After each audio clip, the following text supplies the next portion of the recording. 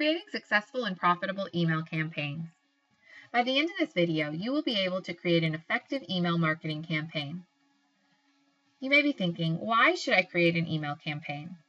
Well, email campaigns are often overlooked as an effective marketing strategy. There's an enormous amount of attention given to social media in today's market, and rightly so. But let's compare the effectiveness of email campaigns to the efforts of social media.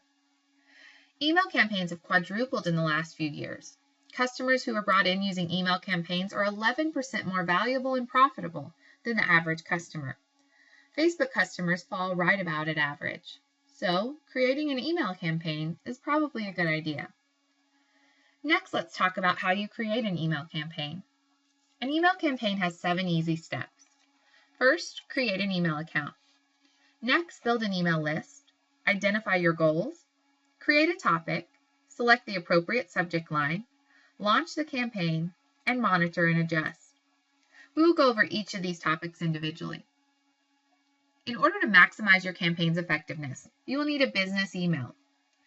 This address should not be from a Hotmail, Gmail, or other generic account. For an example, you will want an email from your newsletter to come from newsletter@yourbusiness.com. Having a legitimate email account that is the same name as your business differentiates you from other email your customers receive and decreases the possibility of your newsletter being labeled as spam. Next, you want to build an email list. Once you've created an email address, it's time to start gathering an email contact sheet list. Be specific in your intent and what your customers should expect from the campaign. Many people are very wary of giving their addresses out in fear of receiving spam in return. Reassure your customers that their email will not be shared, and they will only be receiving a newsletter, important updates, or special coupons. That will help the initial buy-in for your campaign. When it comes to expectations, set the bar low. Tell your customers to expect an email once a month.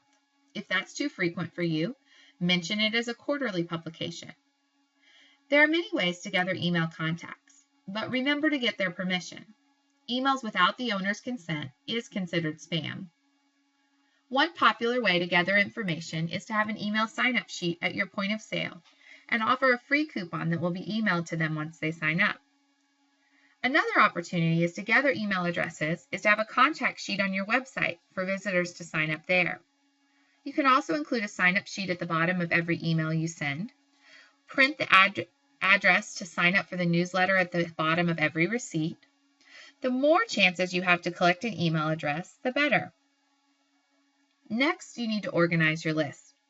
Build a specific list for this newsletter in your Outlook account or similar program from your email client. Title this list of addresses Newsletter Subscribers or something similar. You can further segment this list and divide it into categories. For example, you could have a list for offers and promotions, advocacy, education, and more. Next, you need to identify your goals. Identifying your goals can save you time and frustration. What is your goal? Is your goal to educate, complete the sales cycle, disseminate promotional material, or deeper customer relationships? Whatever they are, the entire purpose of your email list should be built around deepening relationships with new and existing contacts. Next, you need to create topics. Many businesses make the mistake of creating a lengthy newsletter full of beautifully written stories, and then wonder why their readers are unsubscribing or not responding.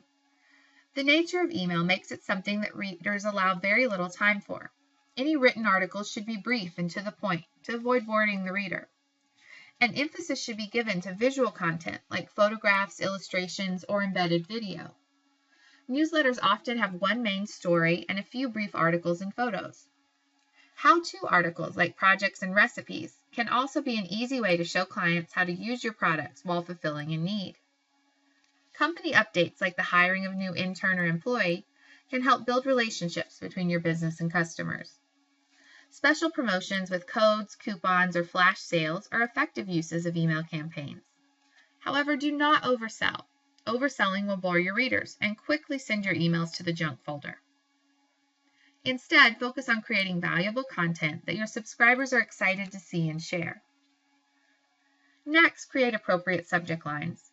The right subject line in an email campaign can be the difference between success and all of your hard work ending up in the customer spam folder. Keep your subject simple, to the point, and under 50 characters in length. You will also want to make reference to what's inside the email. If it's a newsletter, include the best information found within it. If it's a sale on perennials, include that. The goal is to pique your reader's interest enough that they'll open the email and explore. There are some words you'll want to avoid in your subject line. These words either show zero statistical success with readers, or they're words that spam bots crack down on and will automatically send your email to the junk folder.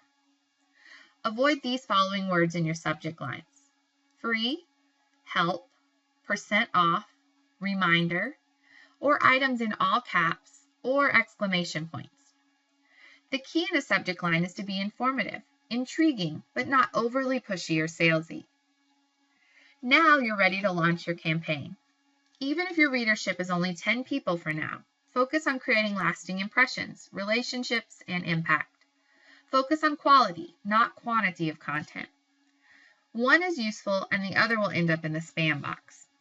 When first starting, keep your newsletters to once a month, or less if that's appropriate for you. And keep a published calendar so you can be consistent with release dates. Now you really need to monitor your campaign. Once a month, take a look at your reports to see which emails were the most effective. Of the emails you sent out, how many were actually clicked on? Programs like MailChimp can offer you help with this process. If you offered a campaign in your newsletter, evaluate if it affected your sales. How many people came in due to the campaign? Were their purchases above average? Was traffic to your website or blog above average during the time of the campaign? If your emails are ineffective, consider working on the subject titles or the content within your pages. In review, email campaigns are an effective way to advertise and increase customer relationships. And successful email campaigns require customer trust, valuable content, and the correct subject line.